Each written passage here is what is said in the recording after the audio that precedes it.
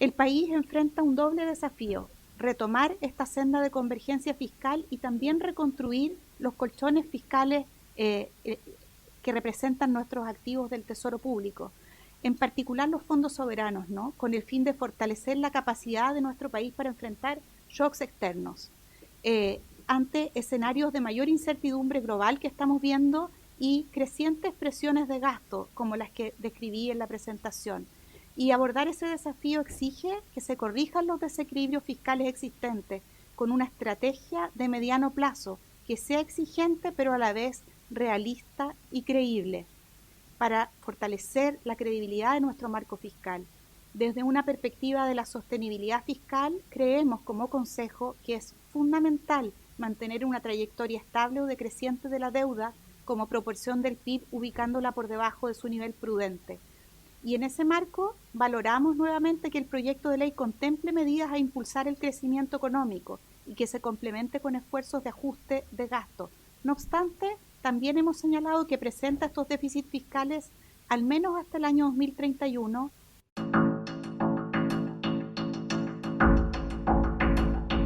Esto es Más 569, el podcast, en Spotify y en YouTube. Soy Jorge Garretón. Partimos con un nuevo episodio.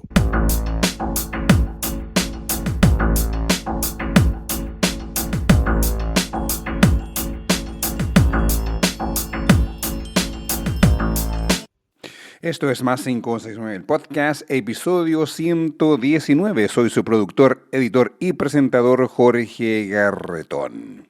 Es viernes 8 de mayo, Más 569, el podcast. Estamos en Spotify y en YouTube.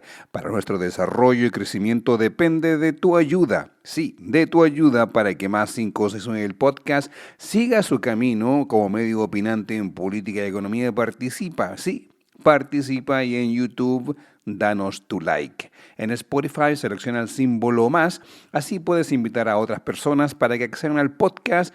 Por eso es importante que des like, comentes, suscribas y compartas.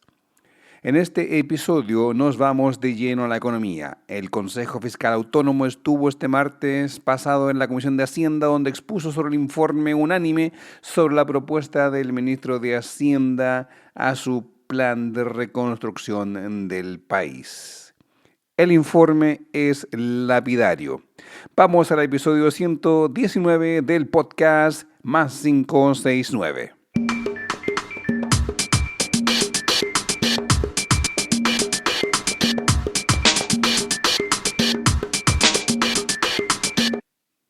La noticia inicial es la aprobación por parte de la Comisión de Hacienda, la idea en general de legislar el llamado Proyecto para la Reconstrucción Nacional. Con 8 votos a favor y 4 en contra, con una abstención, la Comisión de Hacienda, que preside el diputado republicano, el abogado Agustín Romero, cerró el debate y dio pie a la votación este día jueves por la tarde. El diputado Juan Carlos Mesa, republicano, sí ese mismo el que ya piensas cuál es, habló de la importancia de retomar la ruta del crecimiento y por esa vía la creación de empleo. Valoró la posibilidad de dar certezas a la inversión por medio de reglas tributarias claras y competitivas. Sin reglas claras, dijo Mesa, no puede haber inversión. Sin inversión no hay crecimiento ni empleo. Y sin estos no hay recaudación, dijo el republicano Mesa. Por su parte, Carlos Bianchi, hoy diputado independiente por Magallanes, que previamente fue senador por la misma región, quien está en las bancadas del PPD, a pesar de su condición de independiente, criticó que se les obligara a votar en la presente sesión pese a la complejidad de la propuesta y las múltiples observaciones presentadas en audiencias. Por ejemplo, las del CFA, la Comisión Fiscal Autónoma. Quisieron notar que aún con un crecimiento se mantendrá un déficit fiscal hasta al menos el 2031. Nos han decretado que tenemos que votar sí o sí, dijo Bianchi, pese a todas las recomendaciones en contra, con ninguna apertura, porque la mesa técnica no recogió nada, enfatizó el diputado Bianchi por Magallanes. El ministro de Hacienda insistió con una vocación casi mesiánica que este proyecto es fundamental para el crecimiento y desarrollo de Chile. Por eso la necesidad de la extrema urgencia para aprobar este proyecto de ley. Hoy día la gran urgencia es el empleo. Hoy día tenemos un desempleo que está arriba del 8% por más de 30 meses. Tenemos 850.000 chilenos que buscan y no encuentran trabajo. Tenemos un 10% de empleo en las mujeres. Tenemos 2,5 millones de chilenos que trabajan en la informalidad. Tenemos una economía que no está creciendo el primer trimestre.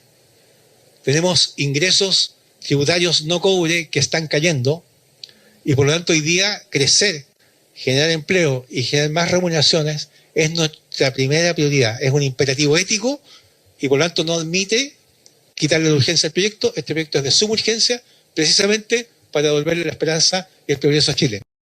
Quirós además agregó que si no es aprobado este proyecto de ley, gobernarán por decreto y harán valer el decreto como tal.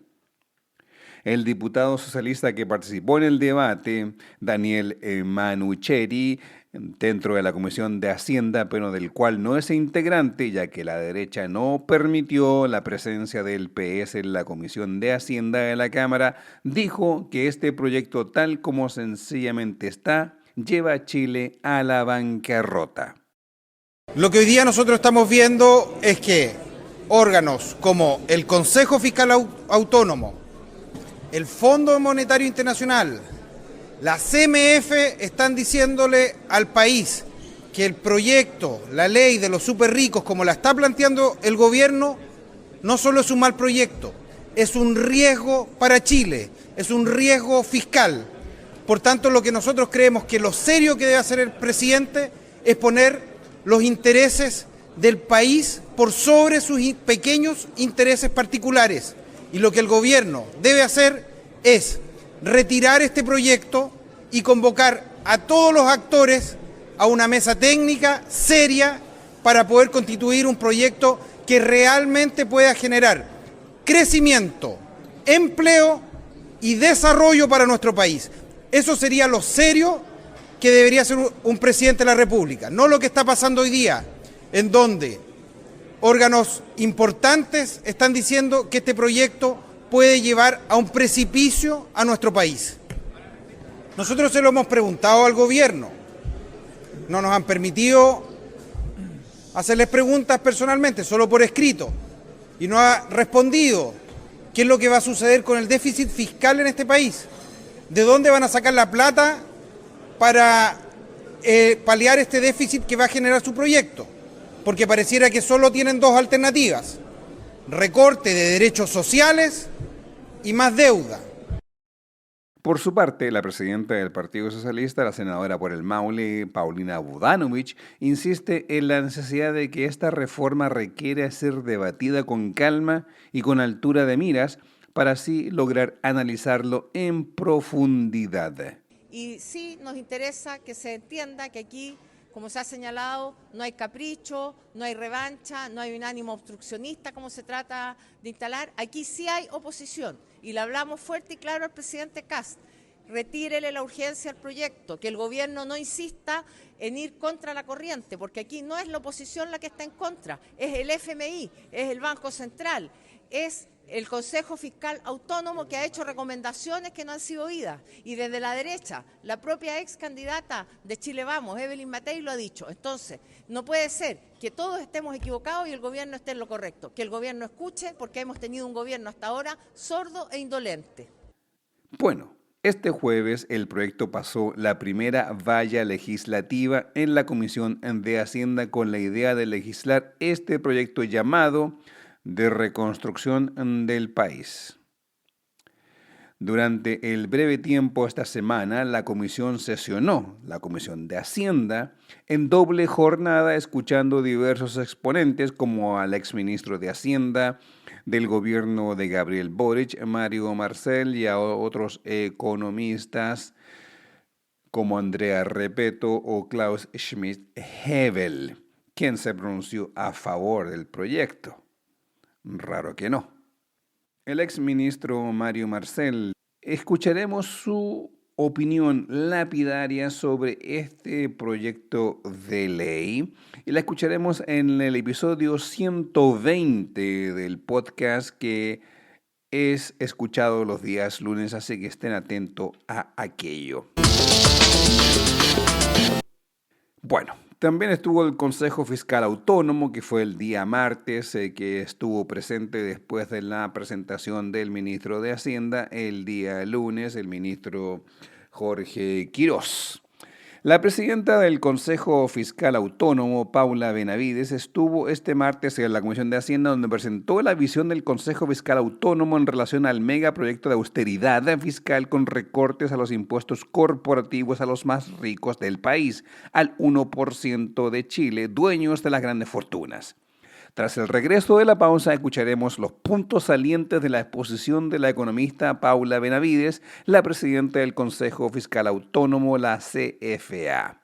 Esto es Más 569, el podcast, episodio 119, para hoy viernes 8 de marzo. Soy Jorge Garretón.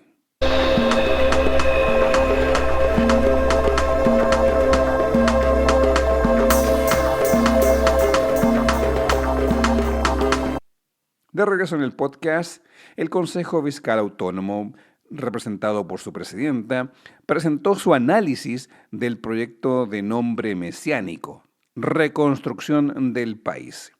La presidenta de la CFA, Paula Benavides, dijo a la Comisión de Hacienda de la Cámara que si bien la iniciativa legal en el largo plazo proyecta superávit, tiene un impacto deficitario en el balance fiscal al menos hasta el 2031, incluso incorporando el efecto, entre comillas, crecimiento.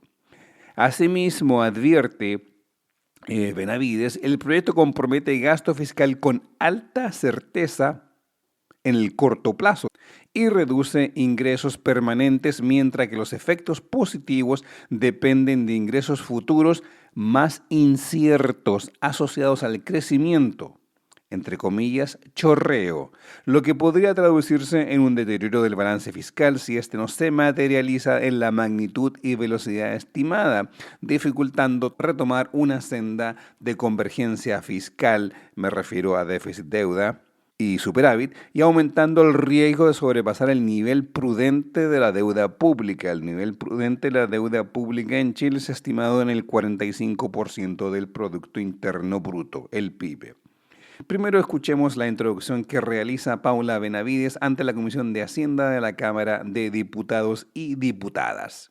En primer lugar, como introducción, señalarles que como Consejo Fiscal Autónomo somos un organismo técnico y consultivo que fuimos creados para contribuir al manejo responsable de la política fiscal del Gobierno central y que entregamos a la autoridad recomendaciones sobre materias fiscales con carácter no vinculante. También quisiera puntualizar que nuestro análisis se centra exclusivamente en los aspectos fiscales del proyecto de ley y que como Consejo no emitimos un juicio, muchas gracias, sobre la política pública en sí misma o respecto del diseño específico de las propuestas. Una premisa que recorre nuestra presentación es que los gastos permanentes deben ser financiados con ingresos permanentes. Quisiera señalar también los insumos con los que elaboramos esta presentación. Trabajamos a partir de la información del informe financiero número 84, preparado por la Dirección de Presupuestos. También formulamos consultas y tuvimos acceso a planillas de datos revisadas, incluyendo fe de ratas que están incorporadas en el informe financiero. Utilizamos la información del informe de impacto regulatorio del Ministerio de Hacienda, las reuniones técnicas que tuvimos con DIPRES, así como respuestas a oficios que remitimos con consultas a la Dirección de Presupuestos. También tuvimos a la vista el decreto exento número 80 de marzo de este año, que es el reglamento que regula los contenidos y especificaciones de los informes financieros. Y asimismo agradecemos la ronda de 6 presentaciones que tuvimos con expertos invitados al Consejo entre las fechas 24 y 30 de abril. Con esos antecedentes, antes de abordar la iniciativa, quisiera compartir la mirada que tenemos respecto de la situación de base fiscal, ¿no? La posición fiscal de Chile, hemos señalado como Consejo, se ha venido deteriorando de forma paulatina y persistente desde el año 2008, con déficits estructurales en 16 de los últimos 18 años e incumplimientos reiterados de las metas de balance estructural. En virtud de ello, como Consejo, hemos señalado que el país enfrenta una situación de estrés fiscal que ha sido prolongada y que se ha profundizado en los últimos años. Esto se refleja en que tenemos un punto de partida con un desequilibrio significativo. El año 2025 cerró con un déficit estructural de 3,6% del PIB.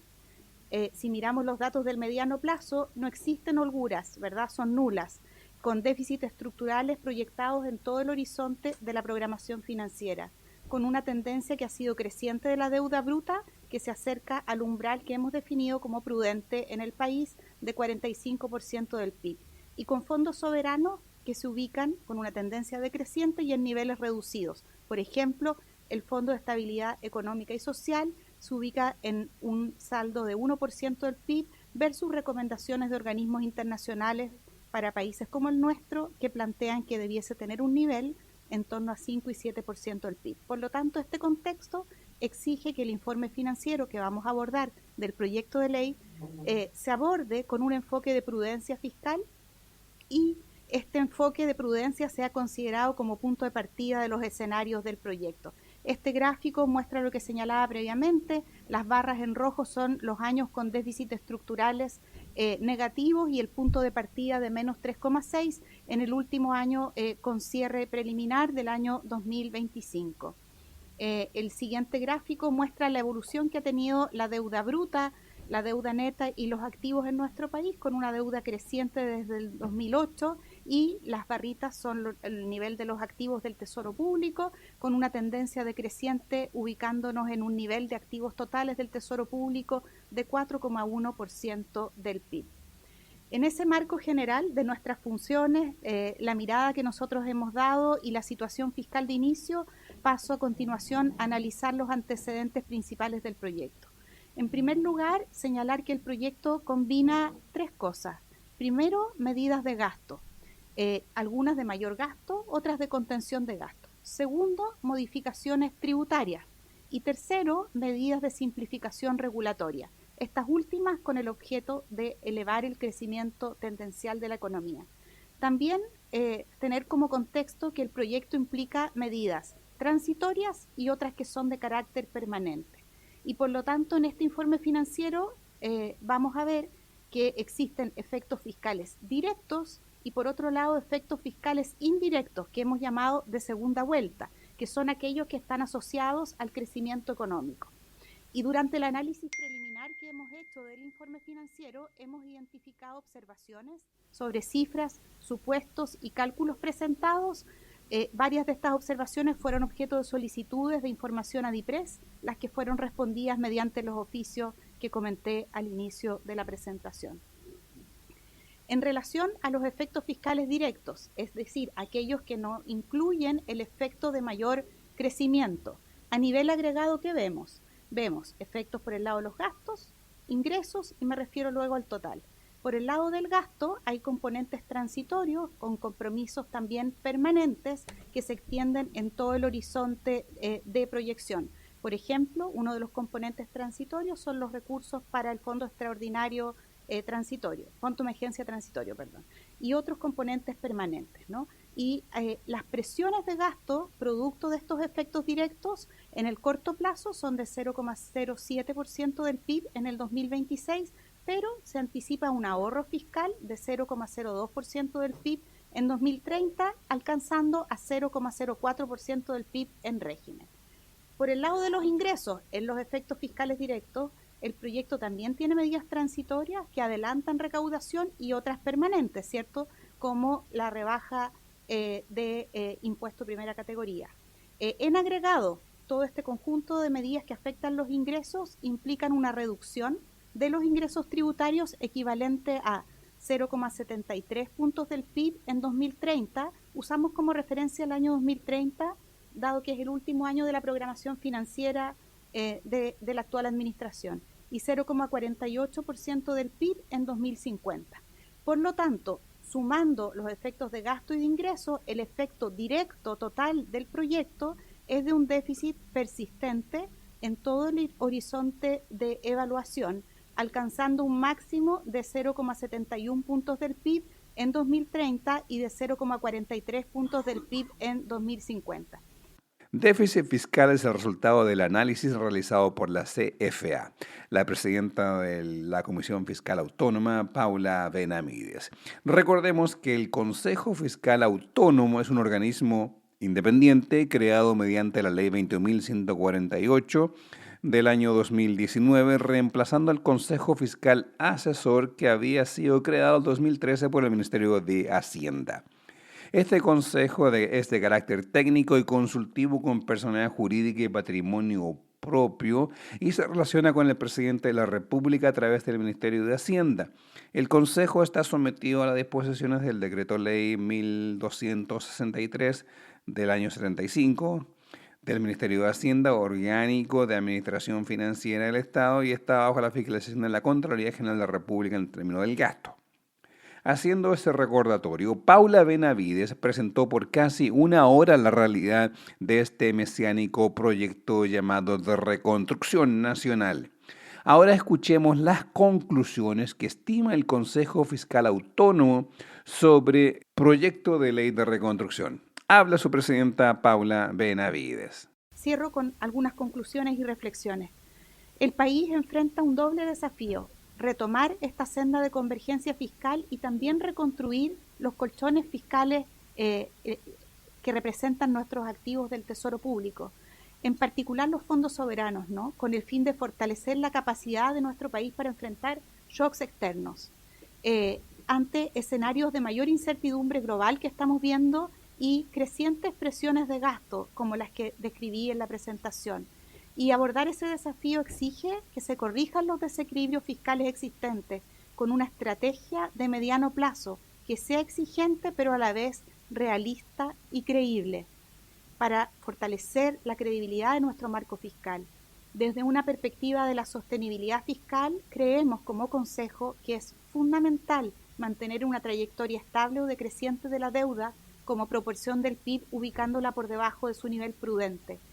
Y en ese marco valoramos nuevamente que el proyecto de ley contemple medidas a impulsar el crecimiento económico y que se complemente con esfuerzos de ajuste de gasto. No obstante, también hemos señalado que presenta estos déficits fiscales al menos hasta el año 2031, incluso considerando el efecto en crecimiento, y que se han identificado, como ustedes vieron en la presentación, distintos riesgos que podrían aumentarlo. A su vez, como señalamos, el proyecto compromete gasto fiscal con alta certeza en el corto plazo y reduce ingresos permanentes, mientras que los efectos positivos dependen de ingresos futuros más inciertos asociados al crecimiento, lo que podría traducirse en un deterioro del balance fiscal si es que esto no se materializa en la magnitud y velocidad estimadas. Vemos que esta incertidumbre es asimétrica. Los costos son más ciertos y predecibles, mientras que los beneficios son inciertos, graduales y condicionales. Y los efectos de la incertidumbre también son asimétricos. El costo de sobreestimar los efectos dinámicos en ingresos, mayor déficit, deuda y riesgos para la sostenibilidad, excede el costo de subestimarnos. No es lo mismo equivocarnos hacia un lado que hacia el otro lado respecto de la sostenibilidad. Por lo tanto, especialmente en un contexto de significativo desequilibrio fiscal inicial, el enfoque de mayores ingresos asociados al crecimiento debe evaluarse con un enfoque prudencial. Asimismo, el financiamiento del proyecto debe ser coherente con el equilibrio fiscal general, considerando el contexto fiscal actual y otras medidas, así como las metas de balance estructural que deben ser consistentes con una trayectoria de deuda sostenible. En particular, los ajustes anunciados no resultan suficientes para financiar el proyecto de ley y corregir el deterioro fiscal 2025-26 y avanzar en convergencia fiscal de manera simultánea. Por lo tanto, se requeriría un mayor esfuerzo fiscal para avanzar hacia una trayectoria de consolidación que debiera reflejarse en el decreto de política fiscal que la autoridad debe dictar dentro de los 90 días de su administración, así como en las acciones correctivas asociadas al desvío de la meta de balance estructural que corresponde al Ejecutivo también presentar en el próximo informe de finanzas públicas. En el marco de esas conclusiones, ¿cuáles son las recomendaciones que queremos ofrecer como Consejo Fiscal para la discusión que ustedes están teniendo? En primer lugar, recomendamos que el proyecto en sí mismo avance hacia una neutralidad fiscal en el corto y mediano plazo, asegurando tanto en magnitud como en temporalidad que haya un calce entre los menores ingresos tributarios y medidas compensatorias. Para ello pueden considerarse medidas de mitigación adicionales dentro del proyecto de ley. Por ejemplo, otras medidas compensatorias adicionales, ya sea de ingresos o gastos, o también para las medidas que están presentes en el proyecto, especialmente aquellas que tienen mayor impacto fiscal, evaluar algunas modificaciones en su gradualidad, aplazamientos, fechas de término, límites de monto, mecanismos de monitoreo y condicionalidad, o también mejoras en la relación que pueden tener costo-efectividad en sus diseños. Como consejo, nuevamente también queremos valorar que se haya puesto a disposición un informe de impacto regulatorio junto con el informe financiero. Sin perjuicio de ello, recomendamos que la DIPRES complemente información sobre supuestos metodológicos y algunos cálculos utilizados en las estimaciones de los efectos fiscales directos del proyecto, en especial de las medidas tributarias. También sugerimos que se analicen los riesgos fiscales que hemos abordado en esta presentación respecto de las diferentes medidas del proyecto y que puedan introducirse los ajustes que resulten pertinentes. Respecto de la incertidumbre en el impacto de algunas medidas, recomendamos realizar escenarios de sensibilidad y de estrés del efecto fiscal de recaudación por crecimiento, considerando el rango de valores de los principales parámetros utilizados, tales como las elasticidades del PIB a la tasa de impuesto primera categoría, de los ingresos fiscales a la tasa de impuesto primera categoría y otros parámetros asociados al efecto en recaudación de lo que se ha denominado como permisología. Y para mitigar estos riesgos que están en los efectos de segunda vuelta, planteamos que las medidas compensatorias adicionales podrían neutralizar un porcentaje de la varianza de los resultados de los escenarios de sensibilidad. Asimismo, recomendamos que DIPRES establezca mecanismos de seguimiento verificables para las medidas de adelantamiento de inversiones para ir evaluando sus efectos. Sugerimos que DIPRES implemente un sistema de monitoreo anual que evalúe el efecto recaudatorio de los cambios tributarios que se vayan implementando, incluyendo la identificación y explicación de brechas entre la recaudación efectiva y proyecciones iniciales. Recomendamos disponer de un mecanismo detallado y transparente que permita un adecuado seguimiento de los ajustes de los gastos comprometidos y su grado de ejecución, porque la experiencia reciente en los mecanismos de ajuste que hemos tenido nos ha evidenciado dificultades en el monitoreo y en su permanencia o su efectividad. Adicionalmente, es importante que estos ajustes de gasto sean de carácter permanente, como hemos señalado antes, que estén centrados en gasto corriente, no en inversión, por los efectos que esta última tiene en el crecimiento y que sean basados en evidencia, lo que debiera ser explicitado y detallado por la DIPRES. El Consejo también recomienda que se profundice en el análisis de la composición, rigidez y sostenibilidad del gasto público, distinguiendo entre restricciones legales, administrativas y políticas, con el fin de identificar una trayectoria de ajustes realistas y consistentes con el marco fiscal. Creemos que tenemos un desafío en esta materia que es importante abordar profundizando estos análisis. Asimismo, recomendamos que el Ministerio de Hacienda realice un análisis detallado de otros acuerdos que se están adoptando en paralelo, ¿verdad?, y que pueden implicar un mayor gasto público durante la tramitación de esta iniciativa. También sugerimos analizar los efectos de la medida de invariabilidad tributaria en términos de la magnitud de la rigidez que ésta pueda generar en los ingresos fiscales futuros, lo que puede ser relevante en contextos en que se requieran hacer ajustes. Se recomienda también que DIPRES analice si el mecanismo de restitución por anulación de las resoluciones de calificación ambiental, según el marco del Manual de Estadísticas de Finanzas Públicas, corresponde a una garantía estandarizada en lugar de un pasivo contingente. Cierro con esta última lámina para compartirles nuestra reflexión luego de entregadas nuestras conclusiones y recomendaciones. Hacemos hincapié en que es importante y necesario lograr un diagnóstico común de la situación fiscal que hoy tenemos y que podamos concretar como país un acuerdo amplio en pos de la sostenibilidad fiscal, que se refleje en las decisiones que adopten los poderes ejecutivos y legislativo, incluyendo aquellas referidas a este proyecto de ley. Para este cambio de rumbo, hemos recomendado avanzar a un balance estructural equilibrado sustentado en una combinación de 4 fuentes que ya he mencionado a lo largo de esta presentación. Y recomendamos que este acuerdo contenga medidas explícitas con efectos fiscales permanentes suficientes para cerrar el déficit actual y oportunas para lograr mantener el nivel de deuda por debajo de su nivel prudente. Y dada la envergadura de este proyecto y sus impactos, creemos que es recomendable que desde el punto de vista fiscal se aborden los espacios de mejora y se analice en conjunto con las proyecciones fiscales actualizadas que se van a entregar en el próximo informe de finanzas públicas, así como con la definición de las nuevas metas fiscales y el plan de acciones correctivas por el desvío de la meta, que está pronto también a ser entregado en el próximo informe de finanzas públicas. Es la voz de Paula Benavides, del Consejo Fiscal Autónomo, exponiendo sobre este mesiánico proyecto de ley llamado de Reconstrucción Nacional.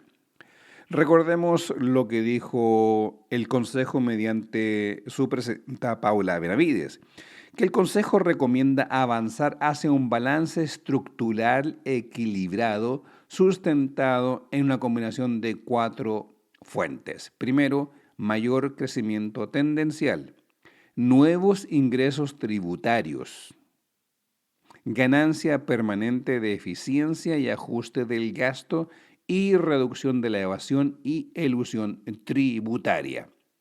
Es importante resaltar que ninguno de estos 4 puntos es tomado por este proyecto. A gasto tiene que haber ingreso determinado, específico y constante y permanente.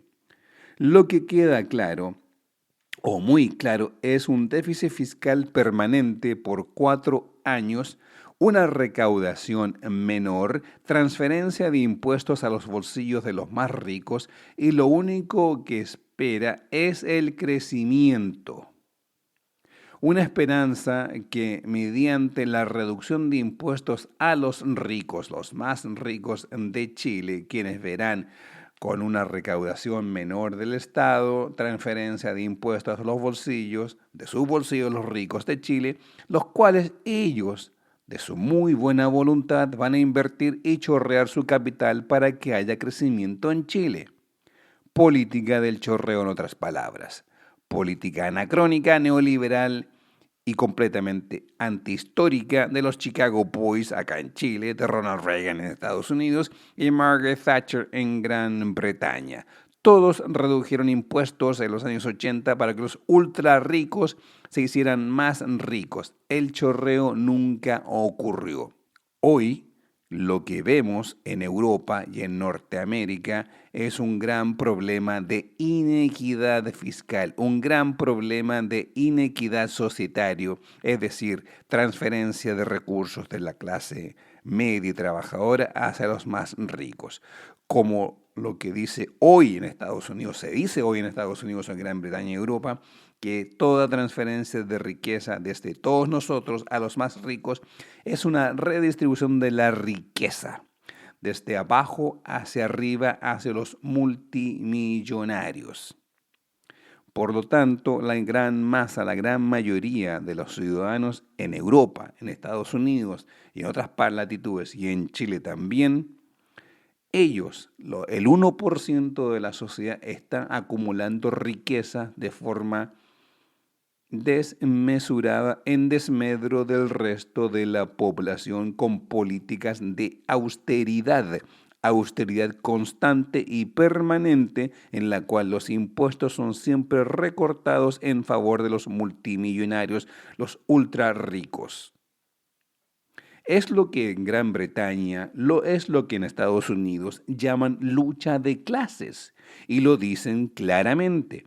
Economistas del mundo capitalista, analistas del mundo capitalista norteamericano llaman esto una lucha de clases. De otra forma, que se vive en la transferencia de la riqueza pública a través de los impuestos hacia los más ricos.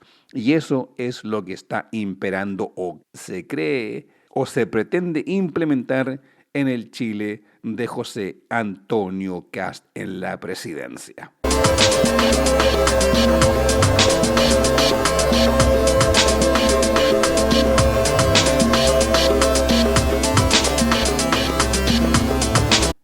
Ponemos fin al episodio 119 del podcast.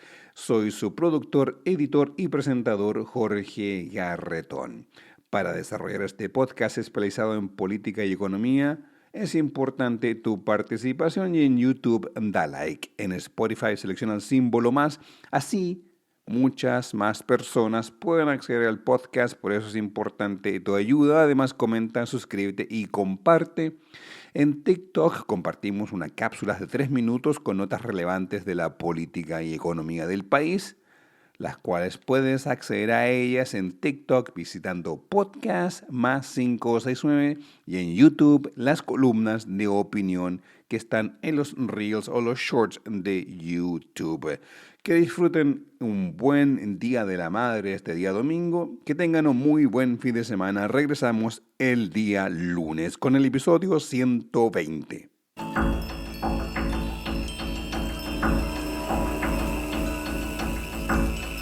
Así llegamos al final de esta edición de Más 569, el podcast, producido, editado y presentado por quien les habla, Jorge Garretón.